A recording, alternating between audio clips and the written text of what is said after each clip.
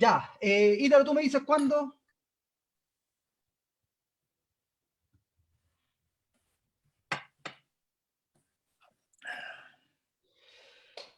Muy buenas tardes a toda la comunidad Sin Límite, gusto saludarles. Esperemos que estén bien, que hayan tenido un buen fin de semana.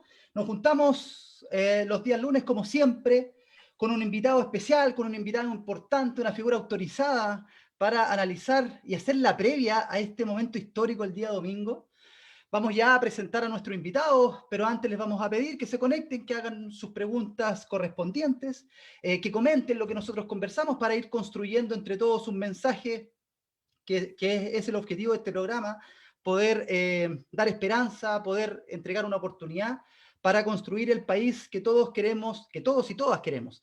Así que desde ya pónganle me gusta al programa y lo vamos compartiendo en sus redes sociales. Vamos a saludar y agradecer principalmente a nuestro invitado del día de hoy. Él es Fernando Paulsen Silva, Sí. Fernando José Paulsen Silva. Él es periodista de la Pontificia Universidad Católica y tiene una cantidad de títulos y de máster impresionante. Así que No es para tanto, ¿ah? escritor, Fernando, es para tanto. editor, panelista de grandes programas, Tolerancia Cero, Última Mirada, en Radio La Clave, también en las mañanas, tempranito, acompañándonos a todos y todas. Así que, ¿cómo está Fernando? Muchas gracias por acompañarnos hoy. Bueno, yo encantado de estar con ustedes.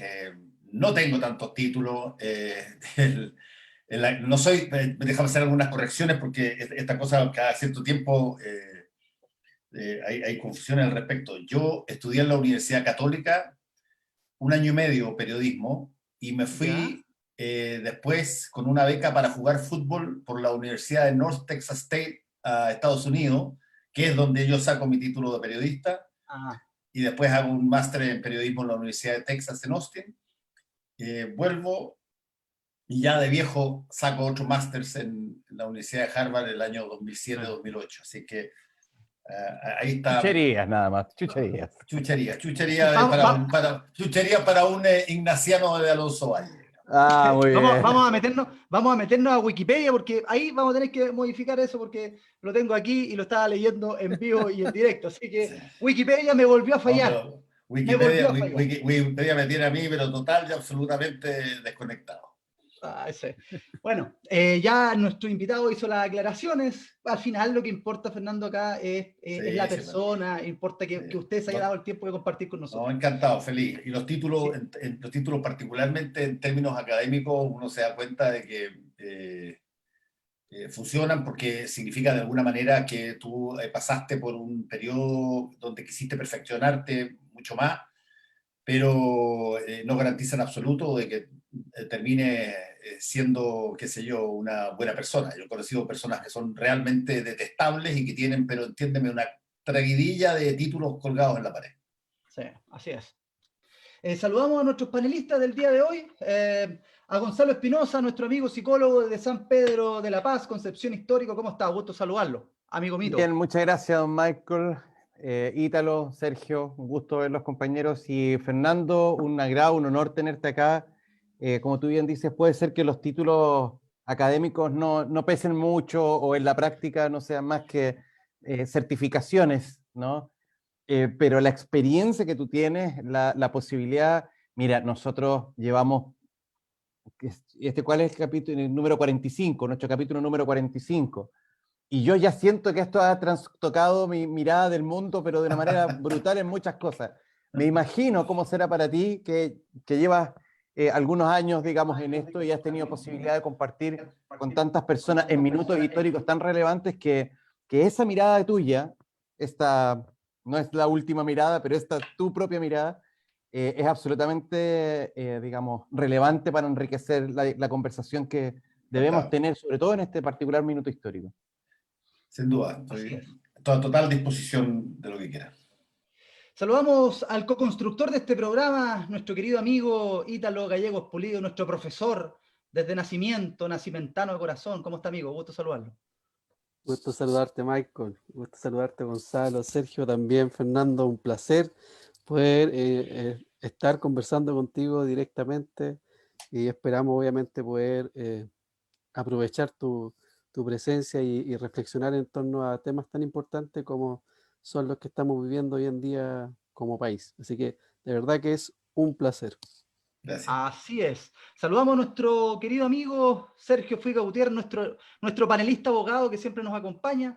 Así que, amiguito Sergio, ¿cómo está? Gusto saludarlo.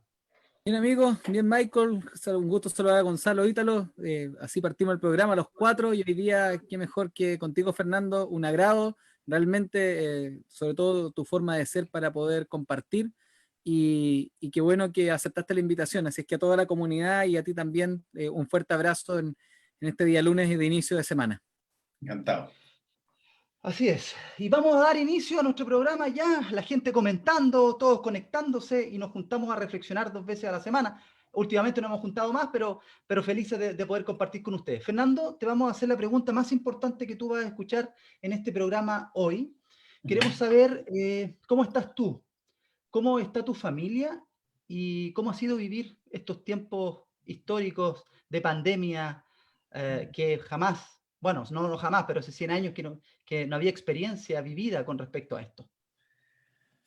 A ver, yo estoy bien, y estoy bien por razones, si tú quieres, incluso formales. Estoy bien porque no he perdido pega, estoy bien porque tengo ingresos relativamente estables, eh, estoy bien porque mis hijos están bien, a pesar de que yo no vivo con ellos ahora y hemos tenido una separación obligada por el confinamiento.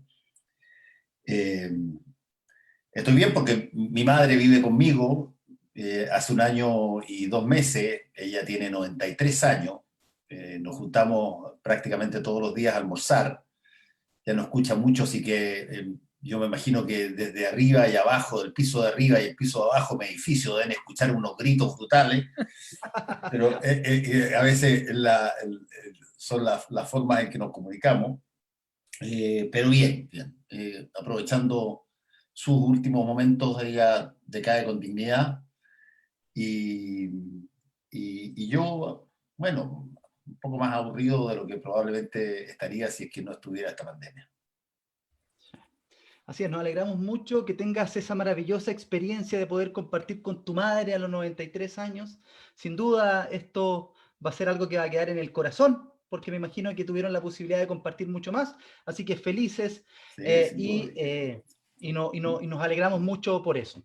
Y Me bueno, he voy a dar el preocupado, paso. déjame contarte que para esto como secretillo así, me he preocupado básicamente de sacarle pelambres de familia, digamos, ¿ah? Y los anoto yo, todo. Y el tío este con la tía este, ¿por qué él dice que tienen 5 hijos y ella dice que tienen 6? Y mi mamá me empieza a contar una historia, porque puede ser que para la memoria corta de repente se pierde un poco, pero para la memoria histórica, pero es un lince. Me empieza a contar y yo empiezo a notar. Entonces, ya tengo ya como para El hacer un biógrafo. cuento, como para hacer un cuento de lo que la familia del cardenal Silva Enríquez nunca jamás contó. Epa, muy bien, muy bien. Para el libro, para el libro. Para el libro. Así que muchas gracias por contarnos también, por la confianza de poder contar la historia de vida tuya y de lo que estás viviendo hoy. Así que muchísimas gracias. Y vamos a dar el paso a nuestros panelistas ya. Amigo Gonzalo, queda usted a cargo de su sección de preguntas para nuestro invitado el día de hoy. Sí, Fernando. Como decía Michael, la primera y gran pregunta, como esto es una comunidad, lo primero que nos interesa es la persona, ¿no? Creo que en estos momentos mustios y algo aletargados en el ánimo de la reunión, rescatar lo humano siempre pareciera ser que es la primera opción, ¿no? Mi pregunta, si bien es un poco, obviamente, coyuntural, porque está asociada a lo que ha estado pasando estos últimos días, también nosotros queremos enriquecer la conversación con las distintas posturas y me imagino que tú al respecto debes tener alguna reflexión con la que pudiéramos dar inicio, algo siento que muchas veces las personas cuando son invitadas a los programas tienen que responder lo que al entrevistado le interesa, sacar la cuña, hacer noticias, tener retweets, etc. Pero entiendo que hay veces en que quedan reflexiones atoradas a medio camino. Y me gustaría saber si para comenzar esta conversación hay algún elemento, alguna reflexión que efectivamente te hayas quedado allí como a medio parir, con la que te gustaría iniciar esta conversación. Esta vez, considerando quién eres y toda esta experiencia, quisiera darte a ti la posibilidad de iniciar esta conversación y poner el tema según tú estimes conveniente y según creas que amerite el momento. A ver, ¿cómo podríamos partir? Yo quizás diciéndote algo que tiene un poco que ver con, si tú quieres, una serie policíaca que una vez yo vi y donde se produce un diálogo entre un psicólogo que atiende a uno de los testigos, que queda muy compungido por lo que vio y además va a ser citado a un jurado y todo lo demás. Pero lo interesante que dice él, dice, mira, el testigo de un evento, cuando sale de su casa en la mañana, nunca sabe que va a ser testigo. No es alguien que sale en la mañana y dice, como quizás voy a ser testigo hoy día, me voy a fijar bien en toda la gente con la que me cruzo. Voy a tratar de registrar todas las marcas de automóviles con los cuales de alguna manera yo me junto. Cada palabra que me digan voy a tratar de recordarla porque eventualmente puedo ser testigo de algún evento que pase durante este día y entonces me van a preguntar y por lo tanto voy a estar atento a todo, así como la fábula de los tres hermanos de Silvio Rodríguez, donde uno de esos tres hermanos tiene un ojo mirando el futuro y otro tiene mirando el suelo y al final está totalmente distraído porque está pendiente de cosas del futuro que pueden pasar. Y entonces en esta serie policíaca se dice, mira, el testigo nunca sabe que va a ser testigo hasta que el evento pasa y él se da cuenta que está metido al medio. Eso con una sola diferencia de lo que estamos pasando. Nosotros, a diferencia de ese testigo común y corriente, policíaco o de cualquier cosa que suceda y uno está ahí para de alguna manera registrarlo, nosotros hoy día todos sabemos que vamos a ser testigos de un hecho histórico que eventualmente pasa si es que la ciudadanía el próximo domingo decide que hay que construir una nueva constitución, y más aún si es que hay que construirla sobre la base de una convención constituyente o constitucional. Ahí nadie puede decir, mira, para mí fue una sorpresa estar atento a todo lo que estaba pasando, porque efectivamente si es que hay algo que sabemos 100%, es que vamos a ser testigos probablemente de un hecho histórico único en el país. Y por lo tanto, el que uno registre cosas, aprenda cosas, participe en cosas, va a tener una impronta en su futuro, en su manera de comunicarse con su familia que todavía no ha nacido y que van a estudiar en los colegios qué fue lo que pasó. Y uno va a poder decir, mira, yo estuve ahí, yo lo vi. Para muchos de nosotros que somos más viejos y que estuvimos, por ejemplo, en otros sucesos históricos del país, tú tienes la posibilidad de registrar, recordar y contar cosas que te tuvieron a ti como testigo. El país sabe que va a ser un testigo que eventualmente en algún momento dado, con los años, va a ser llamado a no solamente recordar lo que pase, no solamente, sino que además a comunicarlo, a contarlo, a socializarlo con otros, y esa es una experiencia inédita, por lo menos que no ha pasado nunca desde que Chile es independiente. Muchas gracias. Sí, yo creo que también, si me permiten los colegas, hay una pregunta que surge de las personas ahora aquí en la red y que me lo comentaba una amiga, Karen Wilkomirski, que me comentaba que había hecho una novela en tu casa hace unos años atrás. Una actriz ella. Sí. Ya. Sí, Sí, pero esa en otra casa, sí. Sí, perfecto. Ya. Bueno, porque hay un tema que nosotros podemos hablar de la coyuntura social, de cómo el país se fragmenta, se fractura, no sé, se fricciona todo con... pero otra cosa es cuando eso ocurre en el seno de la familia. Yo creo que la mala costumbre de decir que aquí en esta casa no se habla ni de política ni de religión nos ha dejado bastante en pelota al momento de tener estas grandes discusiones, porque no teníamos práctica, no tenemos musculatura discursiva o de discusión. ¿Cómo has vivido tú la experiencia, digamos, en el seno familiar? Digamos, yo no sé si se digamos, si se ocurre o si hay grandes fraccionamientos. No es mi intención esa pregunta, sino cómo se vive en el seno familiar esta división. Porque el diálogo no es algo que se nos haga fácil a los chilenos, ¿no?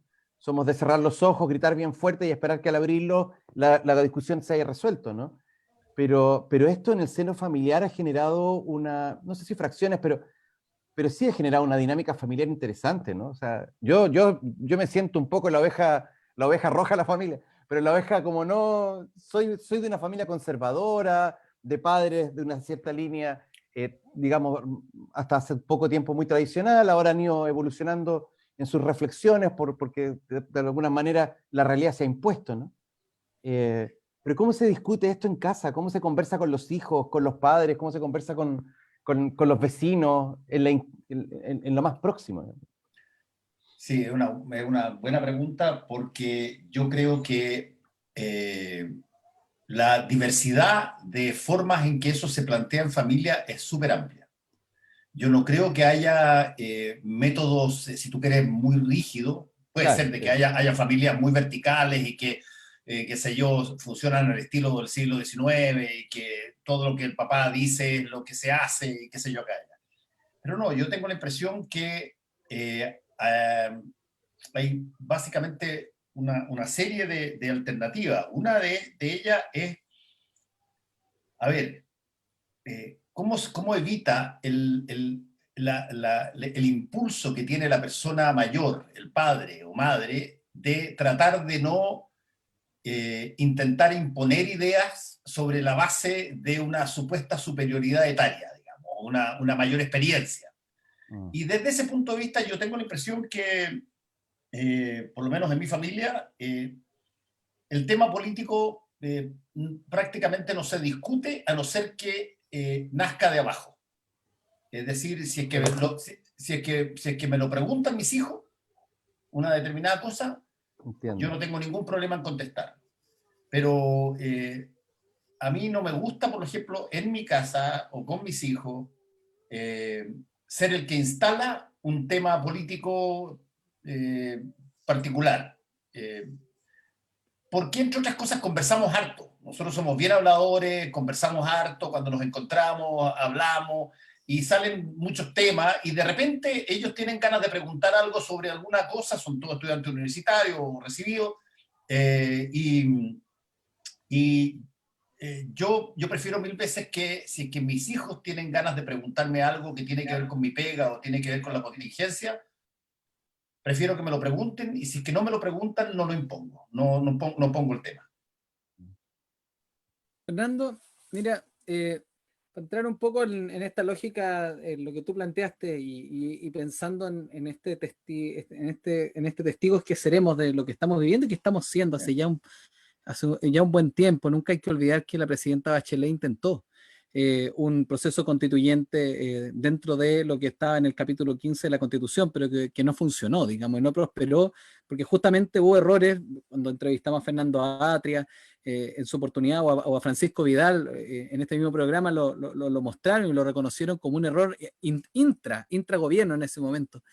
Pero hoy día tenemos esta oportunidad que se firma el 15 de noviembre y que va a permitir a todos los chilenos poder primero optar por la opción apruebo o rechazo y por la convención mixta o la constituyente propiamente tal, eligiendo los 155 miembros. Y uno piensa que el grave problema y le preguntaba yo esto al ministro Belolio, el grave problema que nosotros tuvimos o que hemos tenido como país, son muchos, pero un problema constitucional, jurídicamente hablando, es la legitimidad de la Constitución. y muchos académicos han logrado decir, mira, la Constitución probablemente, o sea, no hay duda, de hecho, que en su origen es completamente ilegítima en su origen. Otros, Patricio Zapata entre ellos, siempre lo han planteado como que la legitimidad constitucional se dio en el ejercicio por la cantidad de presidentes que eligió, por las reformas que tuvo. Ahora uno podría hablar de una ilegitimidad también social, constitucional, porque hoy día percibimos, y no solo desde el 18 de octubre, desde antes no son 30 pesos, son 30 años, que las personas, los individuos, no sentían en su rol de ciudadanos y en su relación con el Estado y en su relación con las instituciones que se crearon por la Constitución y las leyes, que estaba llegando realmente a plenitud una figura jurídica y también social dentro de lo que las personas estimábamos. Y hoy día tenemos este inicio, te lo pregunto así, digamos, con esta pregunta de la legitimidad, porque justamente estamos en una complicación, en una etapa complicada, donde nos vamos a ver inmiscuidos en un plebiscito que no es obligatorio, que es voluntario. Mis padres tienen casi 70 años y ambos me dijeron, nosotros hijos lo pensamos mucho, tenemos muchas ganas de ir a votar, pero yo soy asmática crónica y no me quiero ir a pegar la fila, porque me puedo pegar este bicho del cual vengo encerrado desde marzo. Sí. Eso le va a quitar en cuanto a la participación, yo no digo al origen jurídico, porque el origen jurídico es lo que el 15 de noviembre se decidió, pero le va a quitar mucha participación al plebiscito. Y no nos olvidemos que este plebiscito es de entrada, pero vamos a tener un plebiscito de salida que tiene el voto obligatorio. ¿Cómo vamos a visualizar esto? ¿Cómo le vamos a explicar? Estoy pensando en Ecuador, Fernando. ¿Cómo en el fondo la problemática social en Ecuador después de los primeros cambios constitucionales y del último del 2008, muchas de las personas quedaron con una sensación de no participación y una sensación de que no cambiaron tanto las cosas? La expectativa de la ciudadanía es muy alta, es muy, muy alta, pero la participación no sabemos si va a ser alta este domingo. ¿Cómo se lo podemos explicar a la comunidad? ¿Cómo lo ves tú? A ver, yo tengo la impresión que la participación va a ser alta. No sé si tan alta como dicen algunos que creen que va a batir el récord de la mayor participación en una votación jamás en la historia, más de 8.600.000 personas, pero yo creo que va a ser muy alta, y creo que va a ser muy alta por dos razones. Una, porque creo que se ha transmitido bien, y se transmitió bien, entre otras cosas porque la gente, el pueblo sintió que esto por primera vez no es algo que viene de una serie de políticos profesionales que toman una decisión o son creativos y deciden hacer algo, sino que funcionó al revés. Partió por un estallido social, y quizás podríamos ir más atrás, pero partió por un estallido social que estaba ligado a de alguna manera, una sensación de hastío acumulado que reventó, y que eso gatilló que se generara una voluntad política que no había nacido espontáneamente en el mundo político. Y desde ese punto de vista, yo tengo la impresión que la gente cree que esto es de ellos, que esto no es de los partidos. Esto no es algo que lo entregaron los distintos partidos de derecha, izquierda o centro como un regalo a la ciudadanía. No, viejo, lo hicieron porque de otra manera se te deslegitimaba básicamente todo el proceder. Y por lo tanto, cuando tú sientes de que algo es tuyo, o tú lo crees que fuiste una parte gravitante en dar un paso inédito, ¿por qué te vas a restar? Yo tengo la impresión de que va a votar mucha gente, con toda y concuerdo contigo, con todos los marginales o las dudas o incertezas que puedan haber respecto de la situación sanitaria, pero yo tengo la impresión que los chilenos están total y absolutamente seguros que si es que no hubiese sido por esas movilizaciones que se hicieron multitudinariamente, esto no hubiese ocurrido. Y por lo tanto no sienten que es un un acuerdo más entre partidos políticos para buscar algún tipo de salida. No, yo tengo la impresión que esto es percibido como propio. Y por lo Y ahí, tanto, Fernando, hay una diferencia. disculpa, y ahí cuando es propio, porque yo comparto el que la ciudadanía, todos podemos ver que esto nace desde, no desde un líder como antiguamente, como no sé, como los Sí. movimientos sindicales Como lo antiguos, clásico. sino que, como los clásicos, sino que nace del llamado a las redes sociales, no hay un nombre detrás. Pero luego el acuerdo del 15 de noviembre entrega forma. Sí. Y la forma hoy día va a ser que los independientes probablemente no tengan mucha participación. Va a ser muy difícil porque los distritos y las circunscripciones están en razón de cómo se eligen los diputados. ¿Cómo le explicamos a la gente que va a ser por lista, que el sistema en el cual se van a elegir a lo mejor no es el binominal, porque eso ya con Bachelet 2 quedó fuera, pero es un sistema igual de listas, donde yo tengo que alcanzar la cifra repartidora para poder ser y poder opinar y estar dentro de los 155 señores? Y nunca hay que olvidarse que los acuerdos, no solo los acuerdos, sino que al final vamos a necesitar 2/3. Y después vamos a necesitar un plebiscito de salida, con todos votando. ¿Cómo se lo explicamos a la gente si los partidos ahora se van a apropiar de los nombres que se van a plantear en Yo la tengo mis dudas posible sobre eso, ¿eh? constituyente? Yo tengo mis dudas sobre que pueda ser tan fácil ese asunto, entre otras cosas, porque queda tiempo para generar dos cosas que todavía no han sido y que van a tener que ser. El dar escaños reservados a los pueblos originarios, yo creo que es algo que va a tener que ser.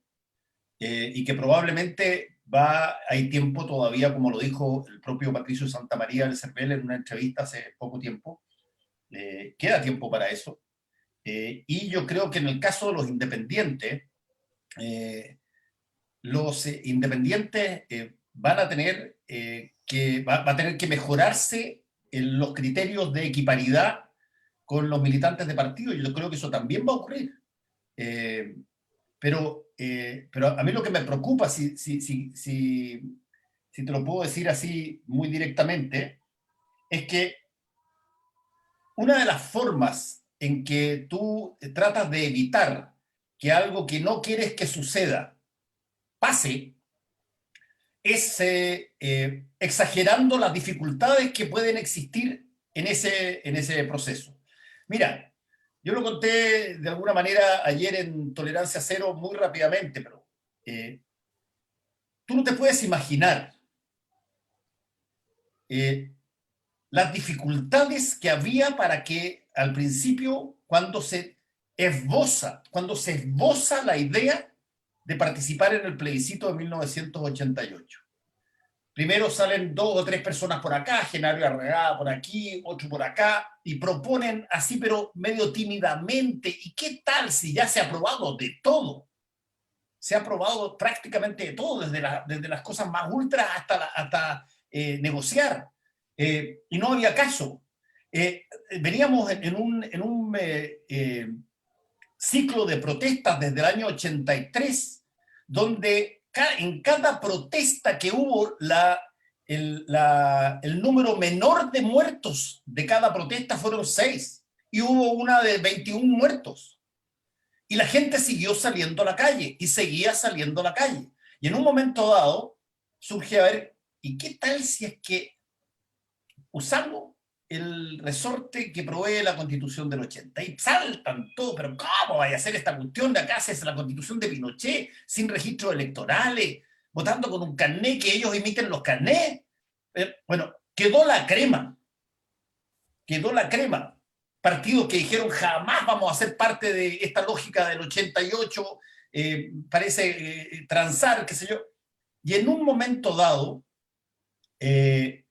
surgió, yo te diría, el acto de racionalidad, a mi modo de ver, que yo lo dije ayer en el minuto de confianza. El minuto de confianza de Tolerancia Cero, que es cuando los líderes políticos advirtieron, de todos los partidos, que el tiempo de los testimonios, que el tiempo de dejar un testimonio, de hacer las cosas épicas, podía tener una detención y que cabía ahora el tiempo de los resultados y que había que ir a buscar resultados más que testimonio. Estaba plagado el país de Arica a Magallanes con testimonios notables, heroicos, fantásticos, que abrieron las posibilidades de que se pudiera llegar a una idea como esa. Y en un momento dado dijeron todos, oye, juguémonos por esto. Ok, vamos. Y, por ejemplo, el Partido Comunista al principio no resistió y, sin embargo, después terminó dando la libertad de votación a todos sus militantes. Y esa racionalidad de decir, mira, hay que probablemente armonizar lo que se quiere versus las cosas que se pueden hacer, pero para tener la posibilidad de obtener un triunfo, te vas a tener que jugar en algún momento dado. Y en ese momento se escogió unánimemente en el día de la votación que esa jugada era nada más y nada menos que participar y votar que no en el plebiscito del dictador. Y yo encuentro que es una de las decisiones, si tú quieres, más inteligentes y razonables que se han hecho en el país lejos. Y por eso es que yo decía ayer en el Minuto de Confianza, o sea, me encantaría regalarle a todo el país lo que significa un día de la victoria. La sensación que uno tiene cuando tú te das cuenta que ya no eres la persona que es uno más de una seguidilla de violaciones de derechos humanos, una seguidilla de testimonios que haces para tratar de poner el tema, sino que ganaste.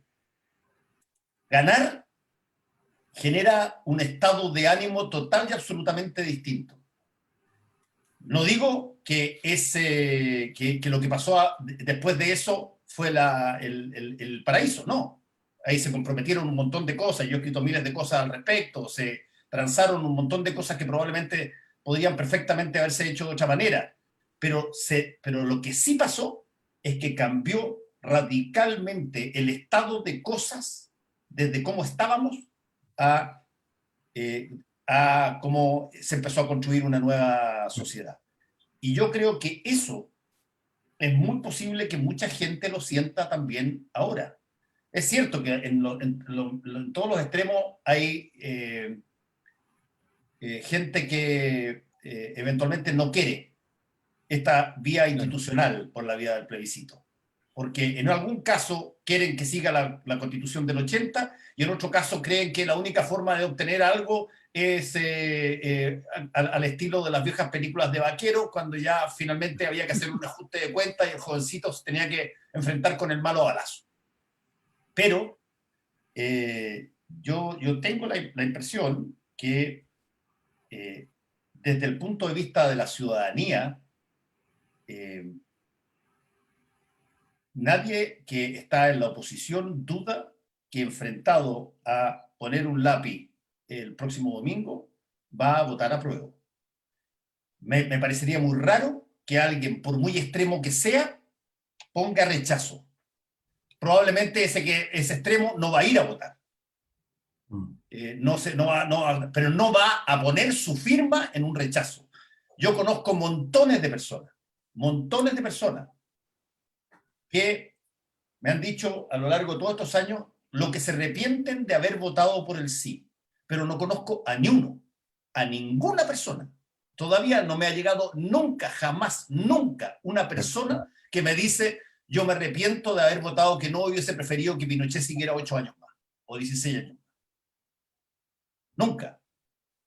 Con todo lo que pasó después, con todas las cosas y los menjujes que hubo que aceptar, con todos los chaqueteos y traiciones que hubo. Nadie, no conozco a nadie que me haya dicho, ¿sabes qué, Fernando? Yo si tuviera que votar de nuevo en el plebiscito 88, hubiese votado que sí. Pero conozco muchísimos que me han dicho, si yo tuviera que votar de nuevo, votaría que no.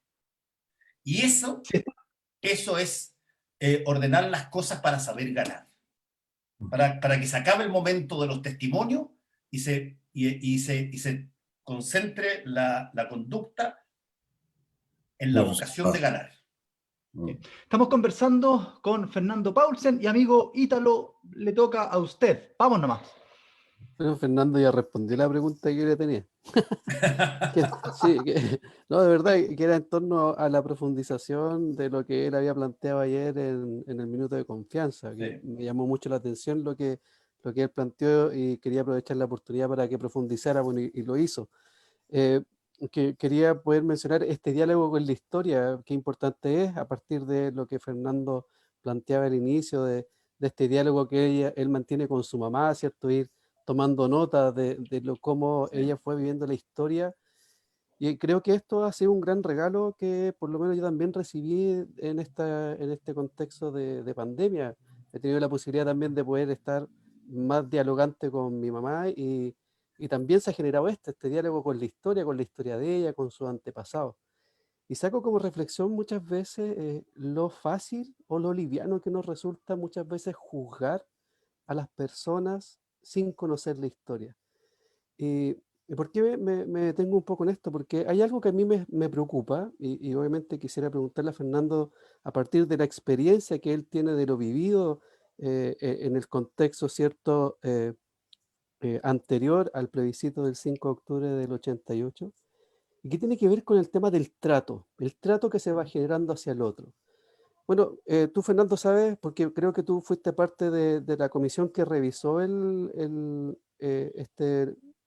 texto de desigualdad del programa de las Naciones de la Unidad para el Desarrollo. Sí, o sea, no fui parte de la comisión, recibí el texto y me lo leí y lo traté varias veces en última mirada. Claro, bueno, y ahí se plantea, ¿cierto?, que una de las expresiones de la desigualdad es el trato. Es cierto, en la forma en que nos tratábamos principalmente, ¿cierto?, en torno a la diferenciación que hacemos en distintos ámbitos que tiene que ver, ¿cierto?, clases sociales, niveles a lo mejor de desarrollo académico, etcétera, etcétera.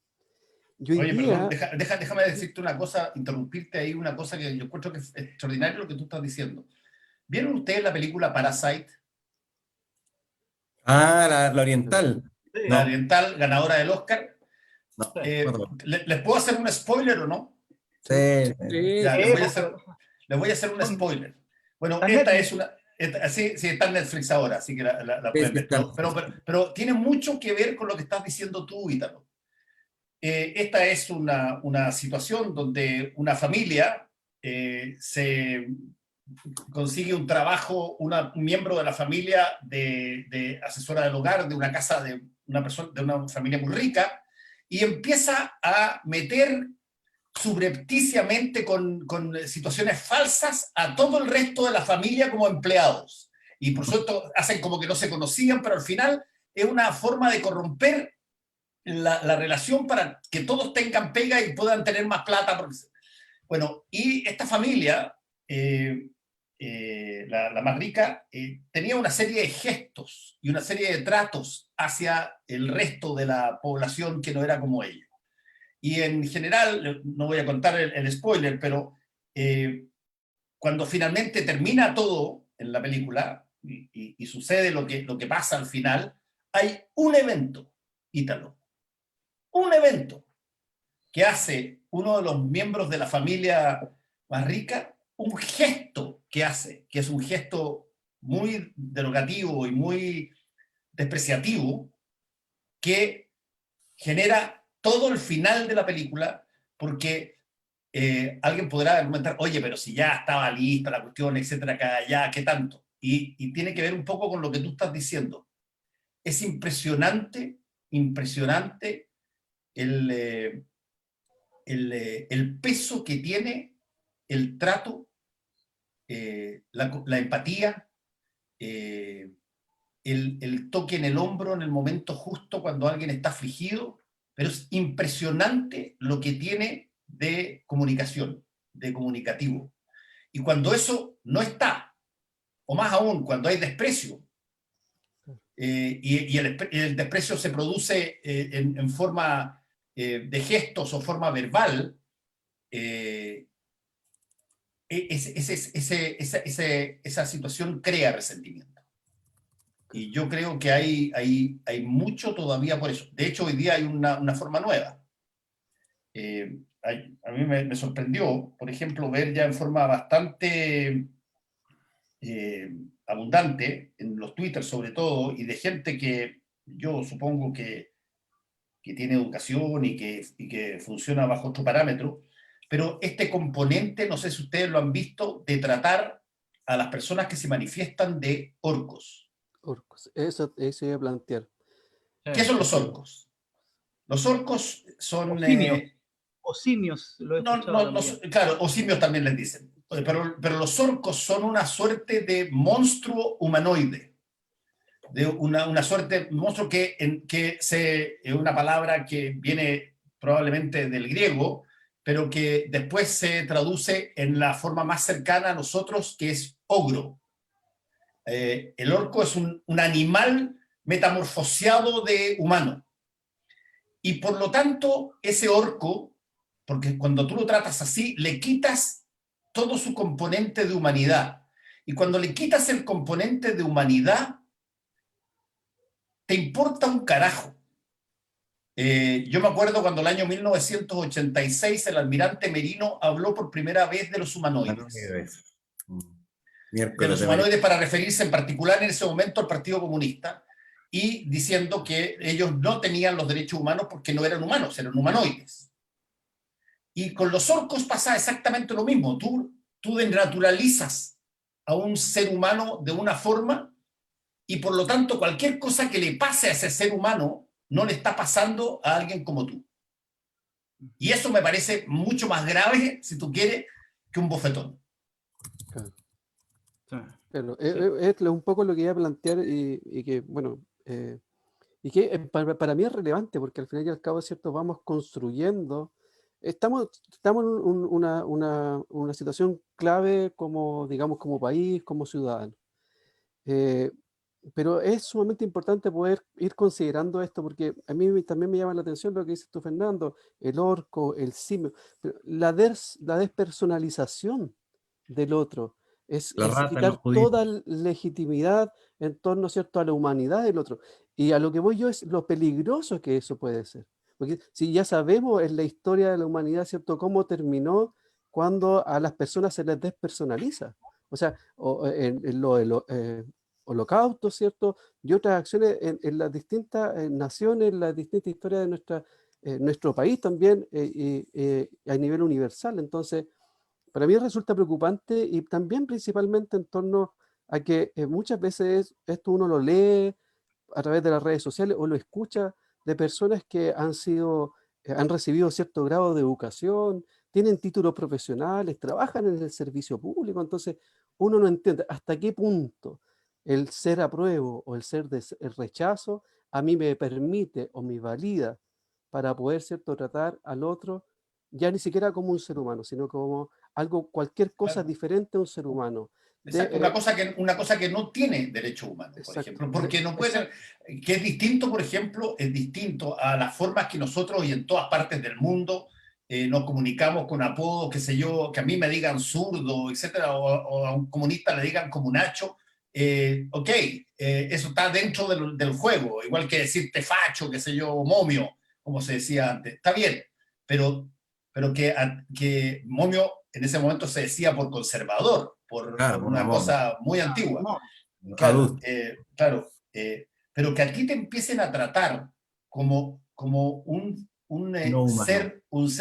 ser no humano, sino que además antihumano, pero estás a un paso enano de aceptar que ese tipo, por cierto, que lo tienen que torturar y de ese tipo, por cierto, que le tendrían que pegar un balazo, que tienen que estar hablando con él. Si ese tipo no es un ser humano, no entiende como nosotros. Es un orco. Y los orcos son malos. Por definición. Y eso llama poderosamente la atención el tema de la relativización de los derechos humanos en este país. Es que ahí están los derechos humanos, ahí están tus derechos humanos. Entonces, como de alguna otra forma también el desconocimiento de la dignidad y de la persona y de la reflexión que nosotros estamos conversando acá. Gonzalo, ¿querías decir algo antes de pasar Sí, son dos cositas. Uno, aportando a la mitología que ha traído estos tiempos, el concepto también eh, ¿cómo se le llama? Se me fue justo la palabra. Este grupo de gente que se mueve toda junta y va y devora todo como un cardumen de pirañas, ¿no? Está la turba, La ¿no? turba, sí. La turba, este concepto que se anidó desde el terremoto y que para mi juicio es uno de los primeros elementos de despersonalización o deshumanización, el considerar al grupo, al colectivo como algo no humano, como si fuera irracional, como si se moviera orientado por impulsos, anda a saber tú de qué cosa. Pero también en esta triste reflexión aparece el elemento que la resuelve, ¿no? O sea, la clave es rehumanizar el diálogo. O sea, si la deshumanización es aquello que permite, que me da permiso moral de poder hacer lo que quiera con el otro, porque a fin de cuentas no es humano. No humano, sí. En el minuto en que aparece lo humano, o sea, digámoslo así, si es que me veo obligado a deshumanizar al que tengo al frente para poder agredirlo, es porque el percibirlo como humano desactiva de alguna manera, o por último restringe la necesidad o la posibilidad de herirlo. Esto se llama comunidad sin límites, porque aquí invitamos personas.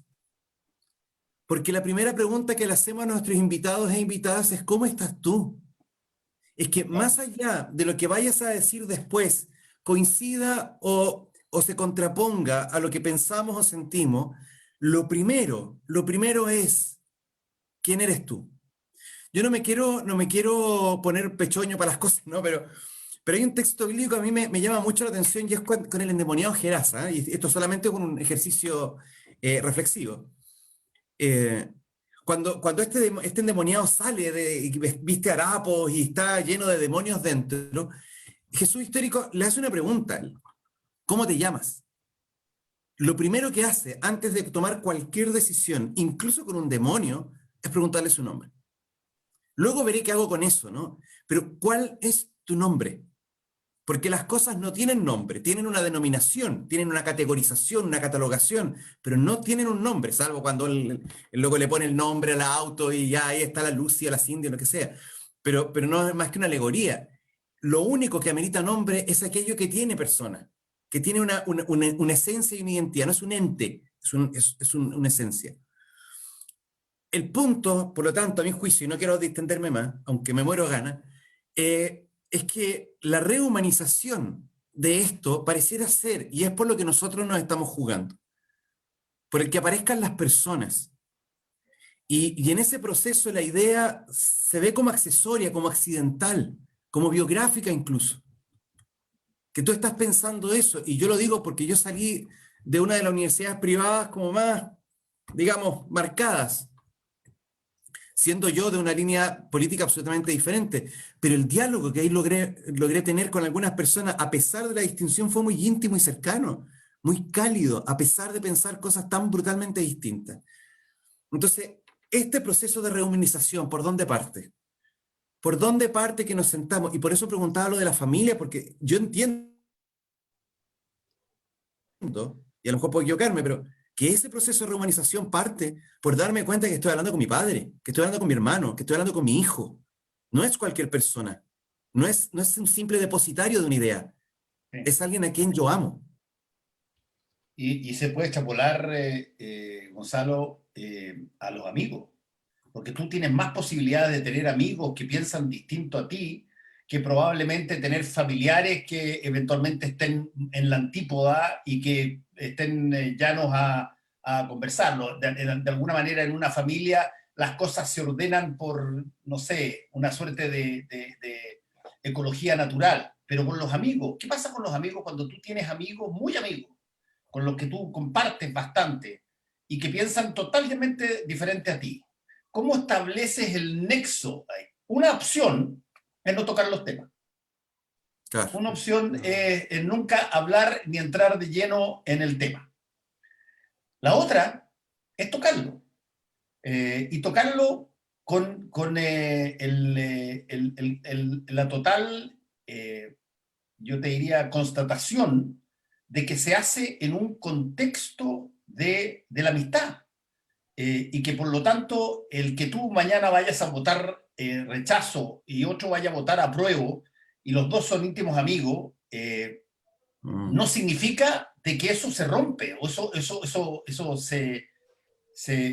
Me pareció bien la explicación, por ejemplo, hoy día que hizo Gary Medel de por qué le dio like al tweet del Chino Río diciendo que iba a votar rechazo. Y Medel dice, yo le di el like, a pesar de que yo voy a votar apruebo, dice, le di el like porque me pareció honesta y sincera la posición del Chino Río, que normalmente no se pronuncia sobre este tipo de cosas porque no está ni ahí o cualquier cosa, sino que dio una posición honesta y sincera y valoré eso con el like. Y me pareció tremendamente honesto. ¿Me entiendes? Creo que hacen falta de alguna manera gestos que no consideren que la división de las personas, que para eso tienen que ponerte orco, Gonzalo, porque tienes que ser fisonómicamente distinto a ti. Claro. Tienes que ser, porque tú estás buscando la diferencia, estás buscando el distanciamiento de lo que es distinto a ti. Y aquí pasa todo lo contrario. Tú dices cómo dentro de alguien que piensa distinto nos sentimos parte de una misma realidad, una misma relación y además con una expresión de cariño entre medio. Y creo que desde ese punto de vista creo mucho más en la amistad como un factor de salvación que en, no sé, alguna idea que a alguien creativamente se le ocurra sobre cómo integrar personas. Sí. Fernando, yo estaba la posibilidad de estar leyendo este libro de Eugenio Tironi, El Desborde. No sé si han tenido la posibilidad. No confundir con otro Desborde, por favor. Y me llamó poderosamente la atención una parte de Desborde. Cuando publiqué que estaba leyendo, o sea, a Tironi, me dijeron, oye, ¿también leí a Tironi? Sí, también leemos a Tironi, porque hace una analogía muy importante. Dice que el antropólogo brasileño Roberto da Mata escribió un artículo que se volvió famoso en los círculos intelectuales latinoamericanos de la época.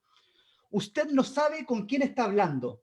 Contaba el autor que en Río de Janeiro, cada vez que alguna persona común y corriente, una persona de clase alta se encontraba con alguien, con alguna de la policía o cualquier persona que lo fiscalizara, él le decía, usted no sabe con quién está hablando.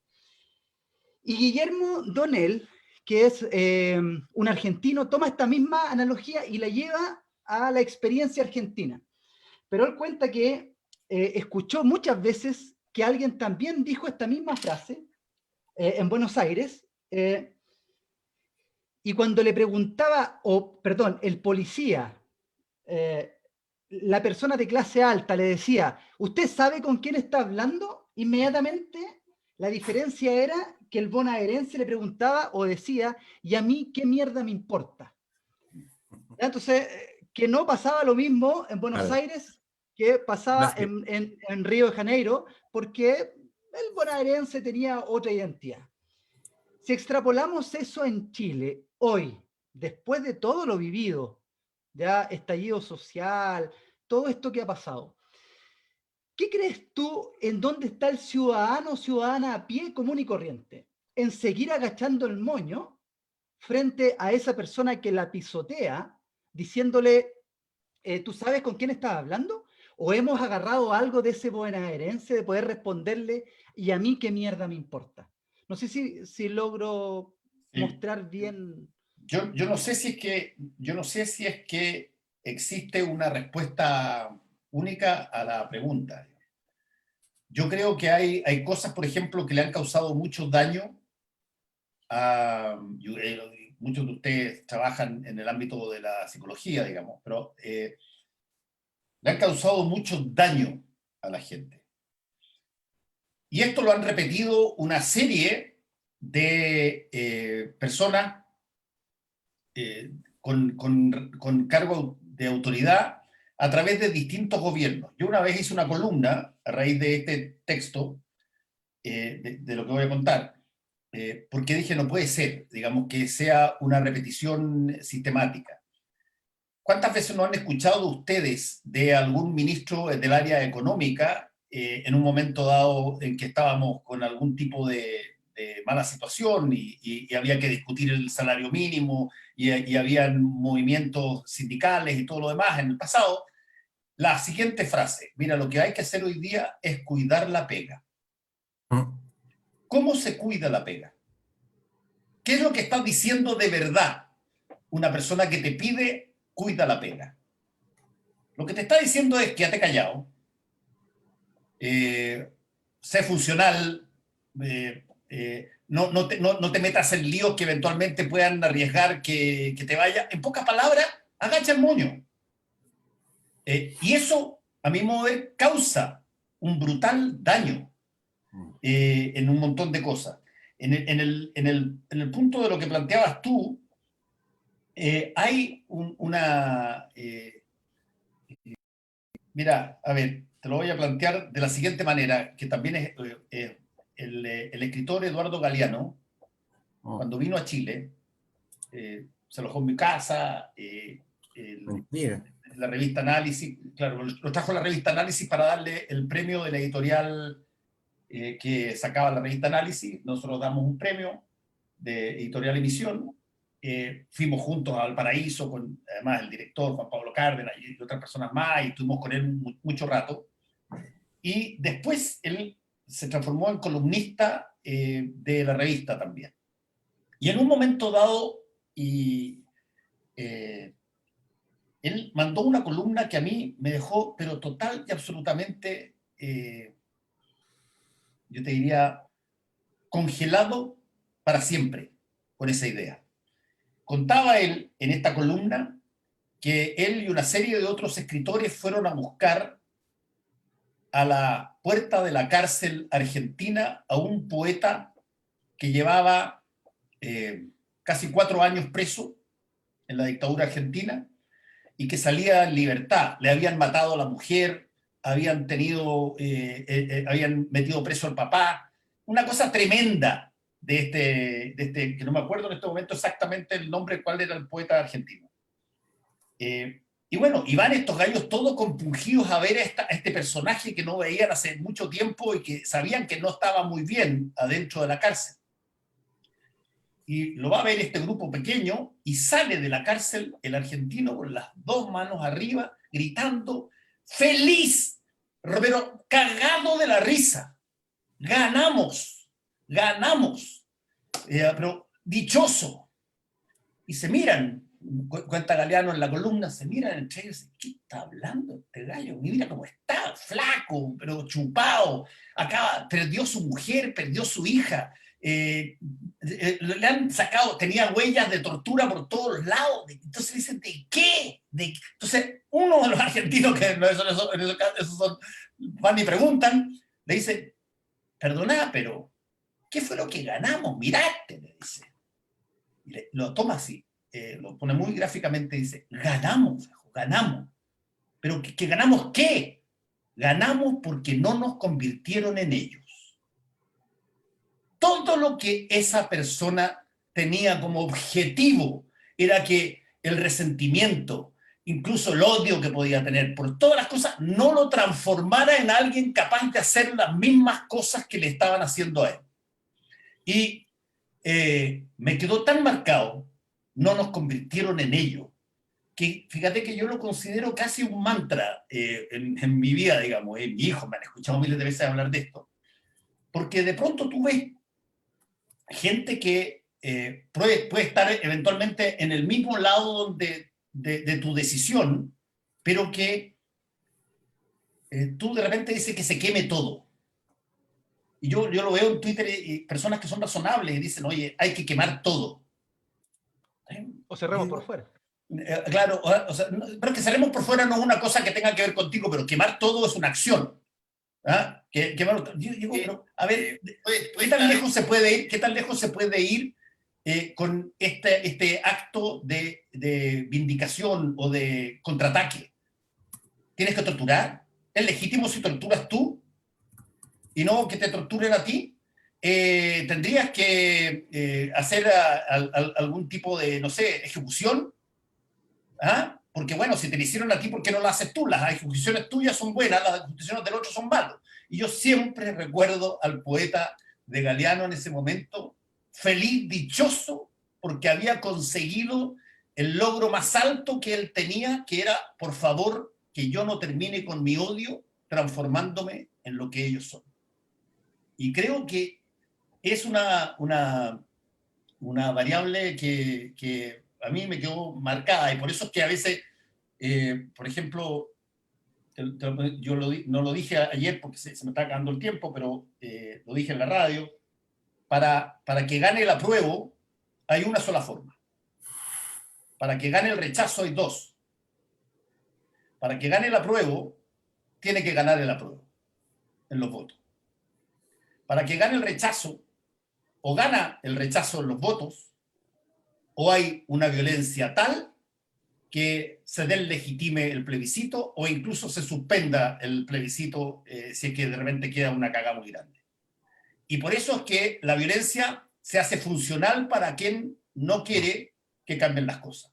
Y yo le tengo a ese tipo de situaciones súper alto miedo, para serte franco. Es el momento donde más atento estoy cuando uno percibe que los actos de violencia son funcionales a una de las opciones. Nando, justamente a raíz de los acontecimientos de ayer en que estábamos viviendo un año del inicio del estallido social, algunas personas de la comunidad, y por eso lo tomo, lo planteamos, lo plantean, hay dos personas, César Carreño Miranda y Rodrigo Carrasco, preguntan directamente a ti, y por eso trato de contextualizarte en la pregunta, que tiene que ver justo con el llamado y esta analogía que tú haces de la película y también el planteamiento de la noción de orco y de la deshumanización. Sí. Se me gustaría saber, Fernando, ¿qué piensas respecto a esta frase? En lo personal me tienen podrido.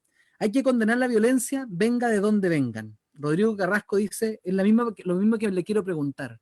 Justamente estabas recién diciéndolo, la última de las frases, porque se caricaturizó mucho ayer. Y las redes sociales de distintas personas, en las redes sociales uno acepta a quien uno quiere en realidad, pero uno podría visualizar que se inició una cierta campaña asociada a no quiero violencia, vota rechazo. Y algunos medios de comunicación dieron esa cobertura. Y ante eso, la mirada de la deshumanización es primero, no queremos, o al menos queremos dar la oportunidad que tú lo puedas explicar según otras opiniones que hay dentro de la misma comunidad en ningún caso se está justificando la violencia. Y en este caso, justamente, yo te pregunto, con esta distinción que tú haces tan explícita y tan correctamente, ¿qué es lo que piensas ante esta frase? ¿Cómo condenamos la violencia? Y si es que hay que condenarle, venga de quien venga, y en ningún caso justificarla. Yo tengo la impresión, y lo planteé ayer en este minuto de confianza, que una de las cosas que me encantaría que pasaran es que las personas que tengan voluntad de efectivamente cambiar las cosas a través de esta posibilidad que se abrió, que se llama el plebiscito, le crean a esa posibilidad. Le crean a sí mismos, digamos, y a esa posibilidad. Hubo una época, para serte franco, en que yo dudé mucho de eso. Dudé mucho el año 88 si es que votaba o no votaba. Yo era redactor político en la revista Análisis y tenía que escribir toda la semana sobre lo que estaba pasando y tenía dudas sobre si es que iba a ser parte de una triquiñuela donde de alguna manera por ahí iba a salir un truco donde el Mercurio decía el mismo día de la Nación, perdón, el mismo día del plebiscito, dio la última encuesta donde ganaba por un 56 o 57% el sí. Y uno dije, bueno, y muchas personas me decían, ves que está todo cocinado, y ¿cómo vamos a participar en esta cosa? Te vas a mirar al espejo el día siguiente y te vas a sentir avergonzado. Y yo lo medité harto, lo conversamos harto en la revista Análisis con toda la gente que estaba ahí. Y Y fíjate que optamos por darle chance a lo que habíamos visto en la calle del año 83, 5 años antes. Nos quedamos con que no podía ser casual el que hubiese esa cantidad multitudinaria de gente saliendo en una dictadura de verdad, una dictadura en serio, a la calle, arriesgando su vida, no siendo convocada por los partidos, sino que siendo convocada por sus propias organizaciones, muchas de ellas. Había que darle una chance a eso. ¿Cómo no le vas a dar una chance a que eso puede hacerlo? Y concéntrate en los partidos, concéntrense en establecer los criterios de verificación que permitan que no te hagan trampa. Y ahí, desde el Partido Comunista, que tuvo a mi modo de ver uno de los mejores sistemas de conteo que hubo, paralelo, con los de la Concertación, que tenía otro sistema, y los cotejaban entre ellos para revisar, finalmente yo aposté a que iba a dejar de dar testimonio y quería ganar. Yo en eso me puse rugbyista, ¿no? Amante del rugby. Sí, y dije, no, aquí es el momento de ganar. No es el momento de ser épico y decir, ¿vieron que les dije cómo lo estafaron? ¿Vieron? Yo soy el que hice el testimonio de quedarme fuera porque sabía que me iban a estafar. No, dije, mira, prefiero que me estafen a no tener la posibilidad de ser parte de esa victoria. Sí. Y yo creo que es lo mismo que le diría yo a las personas que hoy día quieren votar, ¿no? O quieren votar a prueba y que, sin embargo, están seducidos por, no sé, la épica de la violencia que todo este tipo de movimientos siempre tiene. Sí. Qué conversación más entretenida, reflexiva. Muchas gracias, porque ya pasó volando el tiempo. Amigo Ítalo, ¿alguna reflexión final de todo lo que hemos conversado con Fernando? Porque él ya también tiene que seguir con sus actividades. Tengo que ir a última mirada. A última mirada, sí, así que ahí vamos a estar escuchándolo y también reflexionando. Sí, para mí es sumamente importante y relevante cómo nos vamos haciendo conscientes de lo que decía al principio Fernando, consciente con todo nuestro sentido de lo que estamos viviendo.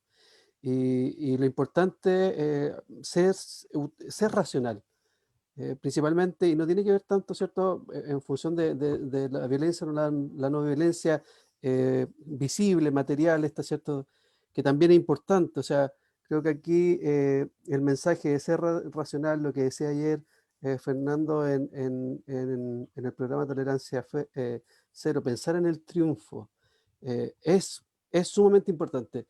Y porque también tiene que ver con el tema del lenguaje, ¿ya? Yo vuelvo a insistir en eso, vuelvo a insistir en el trato, en cómo traspasamos la comunicación. No olvidemos que hoy en día los más pequeños, los niños, las niñas, los adolescentes, están pendientes de esto, están leyendo, están escuchando. A lo mejor ellos no tienen la posibilidad que tuvimos nosotros. Yo era niño cuando se realizó el plebiscito del el año 88.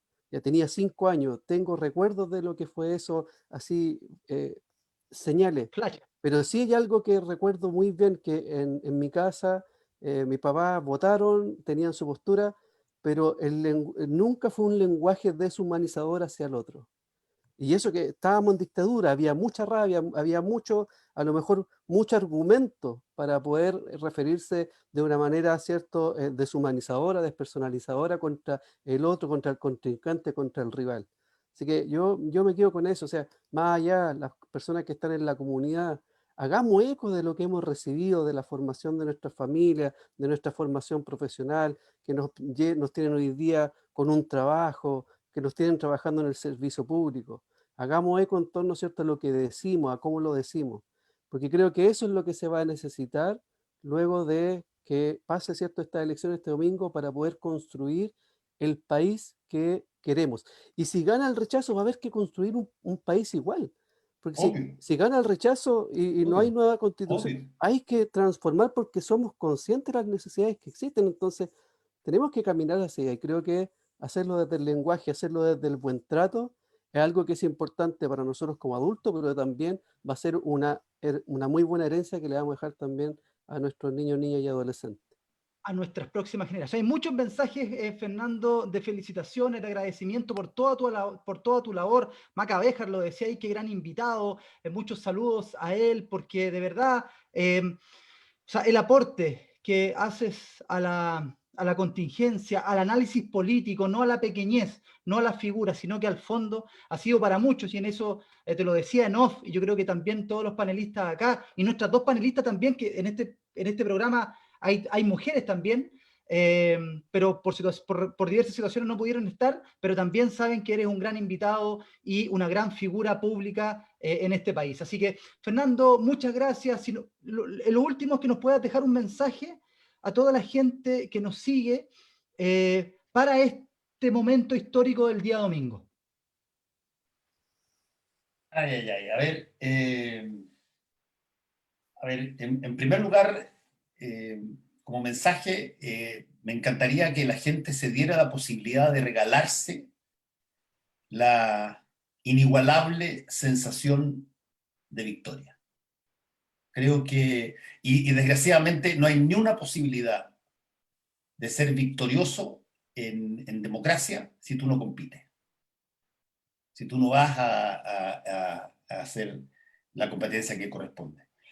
Y en segundo lugar, yo soy, por ejemplo, una persona originalmente padre empleado público toda la vida. Mi mamá trabajaba en una óptica, y si bien tengo familia, sobre todo por el lado de mi mamá, que está arraigada con gente que tenía fondos y todo lo demás, y eso yo no me siento en absoluto menoscabo por eso, todo lo contrario. Mi abuelo era extraordinario, hermano mayor del cardenal Silva Enrique, pero sí tengo, y lo he visto, yo tengo una fe profunda en la persona que tiene poco, en la persona que lo tiene mal, y que uno le puede llamar vulnerable, o el pueblo, o la gente que tiene menos recursos que uno. Le tengo una profunda confianza. Alguna vez, y quizás me caló muy hondo, porque lo que leí me pareció tan bueno, en el libro de George Orwell, 1984, un clásico distópico. Hay una escena donde está quedando la cagada, donde ya está la mierda brutal, al protagonista lo tienen apretado, lo han torturado, ya está para lo último. El país está todo compulsionado para lo último, y él está escondido en un departamento y mira por una ventana a un jardín interior del edificio, donde sale una persona que lleva una serie de ropa recién lavada que la va a colgar en unas cosas. Y esta es de las personas del último escalón de esa sociedad estratificada, brutal, dura, que presenta George Orwell en 1984. El que nunca ha tenido nada, el que siempre tuvo que comer caca. Y está ahí, y mientras está colgando la ropa, está cantando a voz en cuello. Y este gallo, que era el organizador, el culto, el universitario, la cosa de mira, y que se complejaba por todas estas cosas, mira esta situación y se tira esa frase que grafica algo. Él dice: si es que hay algún grado de esperanza, ella está en la plebe.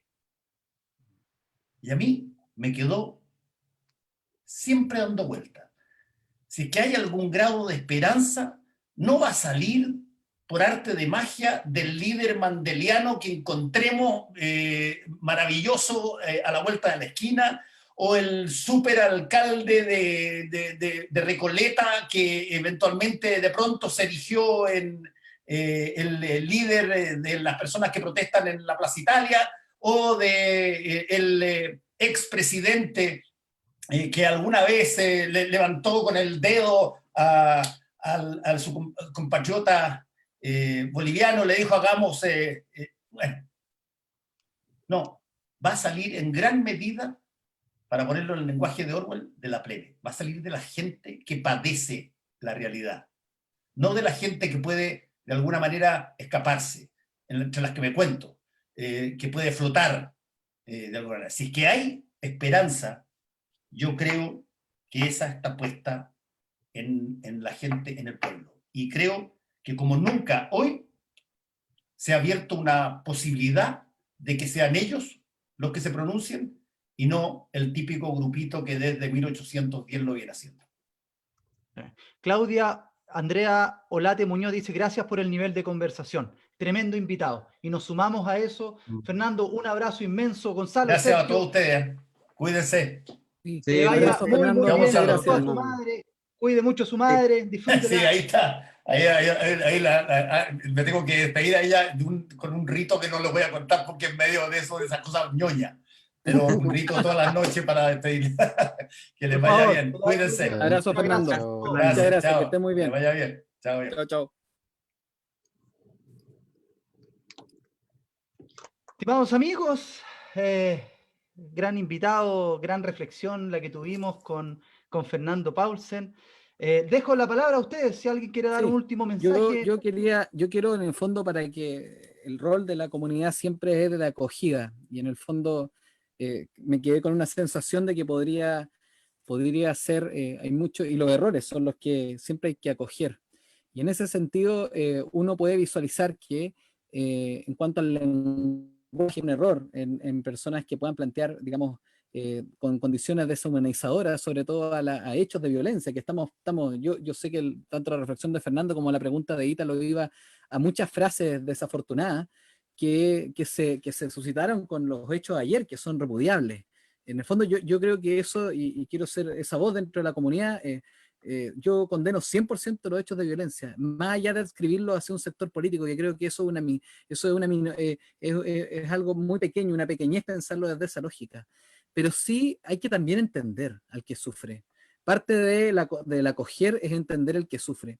A mí me toca vivir en la región metropolitana, y trabajar en el centro de Santiago y vivir en otro sector de Santiago. Viví muchos años en Santiago Centro, estudié en Santiago Centro, y mi señora embarazada pasaba por Santiago Centro y no la dejaban pasar si no llevaba repartiendo billetes de 1.000 pesos a cada rato, digamos, en todas las esquinas cuando los semáforos estaban caídos.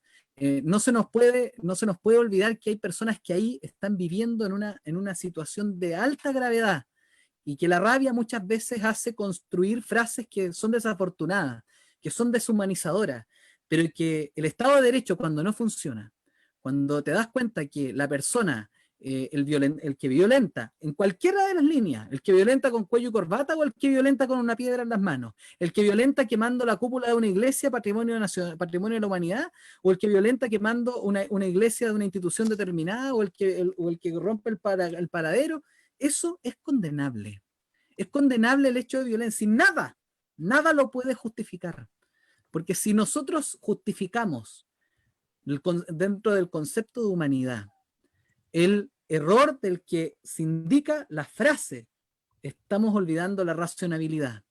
Y debe ser, la razonabilidad es un criterio que es amplio y que abraza en este caso. Entonces, yo también quiero dar, digamos, que no es la intención en ningún caso que el concepto educativo quiere buscar que evitemos en cualquier caso situaciones que traten de mala forma a cualquiera, pero también acoger a los que de forma más mal lo están pasando. Estoy pensando en la gente que vive alrededor de la Plaza Italia, estoy pensando en la gente que vive alrededor del Parque Forestal, estoy pensando en la gente que vive cercano a la calle Seminario, a la gente que ya no quiere consumir gas lacrimógeno, que tampoco quiere consumir olores a neumático quemado, la gente que sus industrias, su fondo de trabajo, a los meseros de la Fuente Alemana, que en el fondo ya, y cualquier otro negocio al lado me sé ese nombre solamente.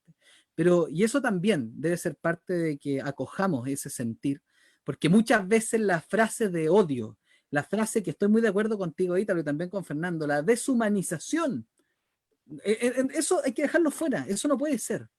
Pero también hay que acoger el sentido de desesperanza que cuando se toma que la fuerza policial, de buena forma o de mala manera, en muchos casos de mala forma, y eso ya no hay que entrar en ese tema, toma a un grupo de personas y por falta de prueba, por falta de diligencia o por falta de edad, en cuanto a si no alcanza la ley de responsabilidad penal al adolescente, se quedan sin la posibilidad y con 3 días más volviendo a los mismos hechos. Entonces, obviamente que el sentir, al menos mío, y que creo también interpretar a ustedes, es de repudiar absolutamente los hechos de violencia. Absolutamente, pero no podemos dar pie. Nada puede justificar que la forma de comunicación sea la violenta. Siempre es la razonabilidad, la proporcionalidad y el diálogo y la conversación, que es lo que, bueno, para eso estamos en este programa, noche a noche, lunes, miércoles y algunos otros días. Sí, yo creo que nosotros también te doy el paso al tiro, Ítalo, creo que nos sumamos también a esas palabras, el sentir de los 4, de los 6, con Daniela y con Andrea, quienes formamos parte de la producción y del programa de Comunidad Sin Límites. Así que Ítalo, por favor.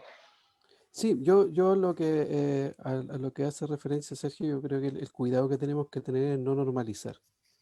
Porque yo vuelvo a insistir en eso, por ejemplo, y en toda manifestación de violencia.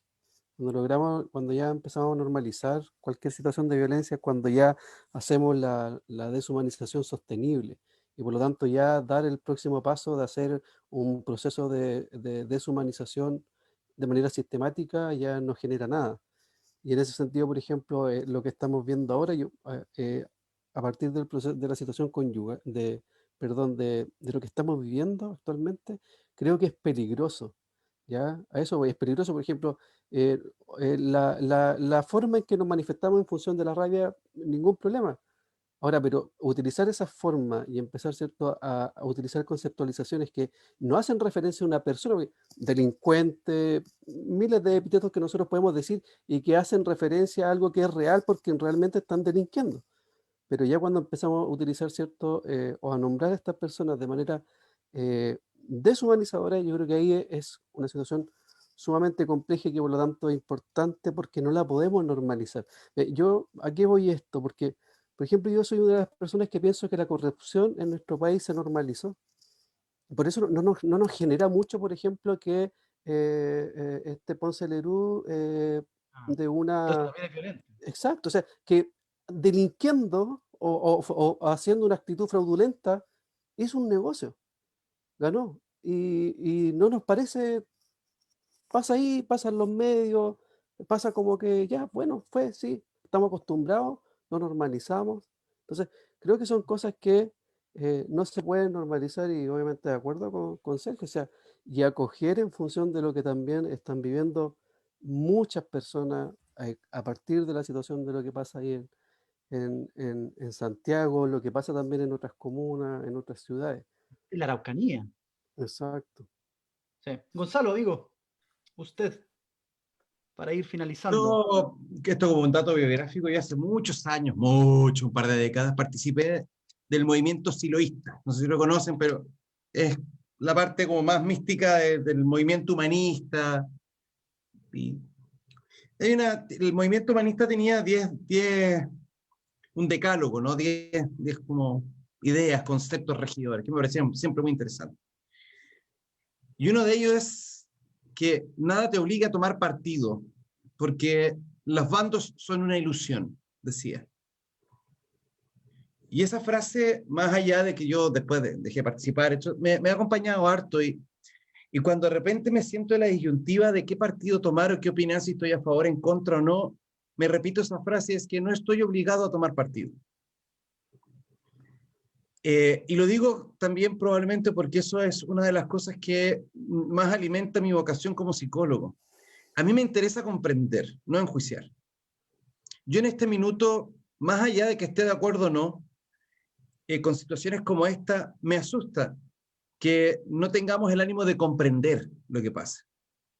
Y lo digo porque no solamente pasa con estas situaciones sociales, pasan con un montón de coyunturas. O sea, tenemos juicios que se han vuelto explicación, y un juicio no es una explicación. Un juicio rompe la explicación. Es decir, que alguien es flojo, que alguien es tonto, que alguien es, no sé. Simio, No, me carga. ¿ah? ¿Es qué? Simio, me carga. Simio. Sí, no, claro, pero es una degradación, no es un juicio. O sea, porque tenemos juicios claro. muy sutiles, ¿ah? Muy sutiles como, no, es que los cabros están desmotivados. Eso no es, eso es un juicio, no es una comprensión del fenómeno. Es más, en el minuto en que tú dices eso, dejas de intentar comprender lo que pasa. Y a mí lo que me asusta es que en estos minutos estamos todos muy apuraditos en tomar bando de si estamos de acuerdo, estamos en contra. Me parece que hay que hacerlo. Pero una vez dicho eso, hay que suspender la necesidad de ponerse de un lado u otro y tratar de comprender lo que está a la base.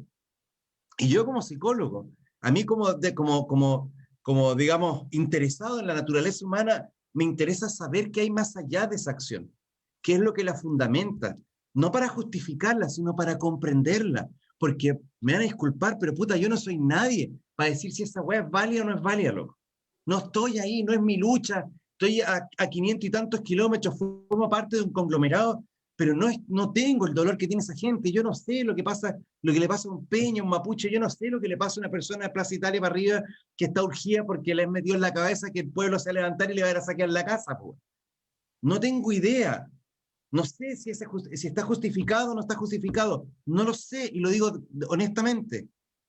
Lo que a mí me preocupa es que no estamos interesados en comprender lo que hay detrás. Y yo creo que, y vuelvo a insistirlo, y es algo que las personas aquí en el equipo lo saben, pero en términos generales, yo siempre le aclaro a los invitados, ¿cachai? O sea, la prerrogativa aquí venimos a comprender mejor. Básicamente por lo que decía León Tolstoy, comprenderlo todo es perdonarlo todo, güey. Estamos muy poco interesados en comprender los fenómenos y muy apuraditos en enjuiciarlos. Entonces, mi invitación no es solamente a repudiar transversalmente todo acto de violencia. Una vez hecho eso, una vez declarado, puesto el cartel en la puerta, volquémonos a comprender lo que hay detrás. Y en ese sentido estoy muy de acuerdo contigo, Sergio. O sea, una cosa es, y pareciera que todavía no está claro, la tolerancia o intolerancia no se aplica a las personas. El concepto de tolerancia o intolerancia se aplica a la leche, a los quesos, se aplica a la acción y al hecho, al discurso. A la persona puedo tolerarla, o sea, al discurso puedo tolerarlo o no tolerarlo, pero a la persona la respeto siempre. Y recuerdo la frase de Voltaire. Puede ser que no esté de acuerdo con tu idea, pero estoy dispuesto a dar mi vida por tu derecho a expresarla. Eso es una clara diferencia. Bueno, yo sé que parece que nunca lo dijo Voltaire, lo dijo la biógrafa, pero no importa. Sí, lo dijo la biógrafa. Ya, pero está bien. Te entiendo. Pero el tema es que lo importante de eso es que recoge un espíritu. Una cosa es el contenido y otra cosa distinta es el proceso. Una cosa es lo que llena tu cabeza y otra cosa lo que decides hacer con eso que llena tu cabeza. Sí. Entonces, la invitación, insisto, que a mí me gustaría hacer es que nos detengamos en silencio contemplativo a tratar de comprender la realidad en vez de enjuiciar. Sí. Lo decía ayer Carlos Peña en el programa de Estado Nacional y de una frase con respecto a lo que tú decías. El proceso, en todos los procesos democráticos, constituyentes que han habido, importa más el proceso que el resultado. Y de alguna otra forma... en lo personal es lo que a mí me motiva tanto en esto que estamos viviendo hoy, esta oportunidad que nos estamos dando. Ahora, dice también de que el que cree que el proceso constituyente va a solucionar todos nuestros problemas está viviendo un sueño, y a quienes, por Carlos Peña, y a quienes creen que nos vamos a ir al tacho de la basura, está viviendo simplemente una pesadilla. Entonces, hay que aceptar el proceso. Y a toda la comunidad decirles lo mismo. Hay veces, y esto yo me hago personal, que dan ganas, bueno, lo dijo Fernando, que dan ganas de cerrar por fuera todo, dan ganas de quemarlo todo, dan ganas de mandar todo a la mierda.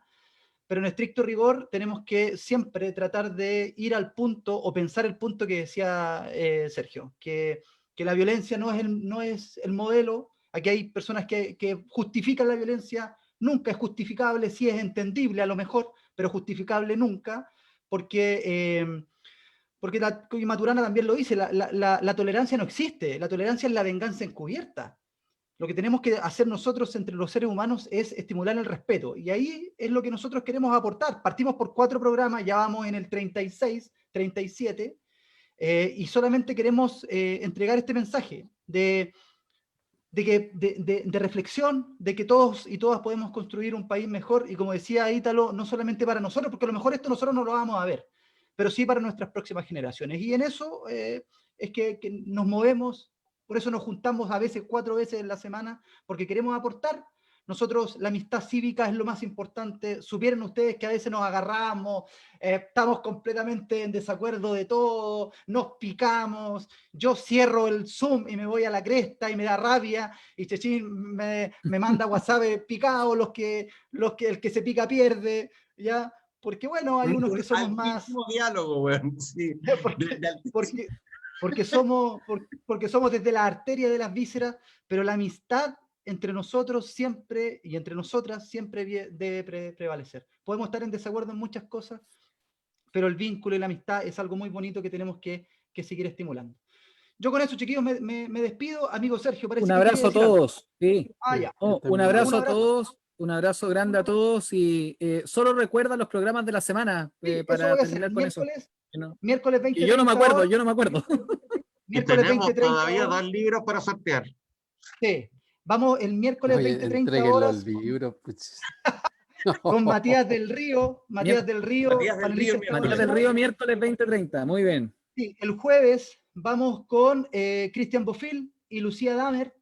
Cristian Bofill es periodista, el ex director del diario La Tercera, y Lucía Damer, socióloga, doctora profesora de la Universidad de la USACH, y el día domingo estamos viendo cómo lo vamos a hacer, porque queremos estar Dennos ideas, comunidad, dennos ideas. en vivo y en directo analizando el proceso constituyente. Queremos hacerle ahí la batalla. Somos una alternativa, así que queremos hacer la batalla a Estado Nacional y a todos Tolerancia los cero. No, es una bonita manera de participar en esto. Y yo incluso dejaría micrófono abierto ese día, hermano. Si el que se quiera Oye, sumar, que se sume. Un abrazo Sí, gigante. Buena idea. Yo quiero ir a hacerle el diálogo familiar ahora. Yo quiero ir a hacerle el Póngalo. diálogo familiar. Vaya a ganar puntos Vamos familia. nomás. Ya, Y para eso- abrazo comunidad, que estén muy bien. Amigo Ítalo, usted tiene el poder. Adiós. Un abrazo a todos, que estén muy bien. Chao. Buenas noches, que descansen. Compartan Adiós. compartan el mensaje, compartan el programa. Chao. Chao, chao.